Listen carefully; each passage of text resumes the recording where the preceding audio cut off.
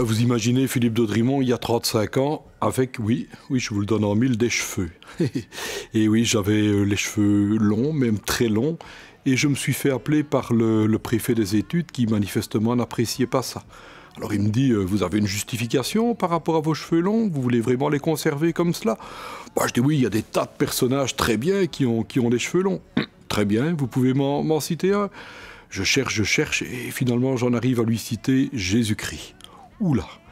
Eh bien là, il m'a dit que je pouvais les conserver longs, mais que je devais les attacher. C'était à l'université de Liège, dans les années 70, où j'ai organisé avec d'autres une grève contre le projet de réforme des universités porté par les ministres Antoine Imblé et Herman de Croo. Et nous manifestions aux cris rassembleurs, certains peu réducteurs, Imblé d'esprit, de Cro-Magnon.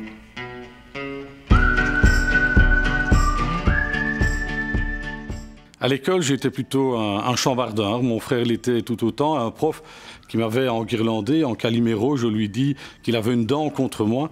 Et alors il m'avait répondu, je n'ai pas une dent, j'ai un dentier contre les geôlés. Voilà que j'arrive à l'UNIF et je me dis, la guindaille c'est quand même quelque chose d'important, ça fait partie de la vie universitaire et je participe à la guindaille. Et voilà que je deviens reine des bleuettes. Et alors il y a un comitard qui me dit, oh, la reine des bleuettes ça réussit jamais. Alors ce gars-là, il m'a rendu un service extraordinaire. Je lui ai dit, mon vieux, moi, je réussirai. Et effectivement, ça a bien marché.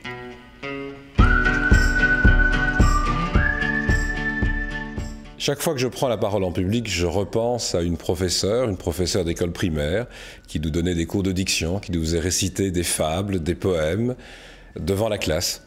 C'est une façon de prendre la parole en public. Peut-être qu'aujourd'hui, ça aide.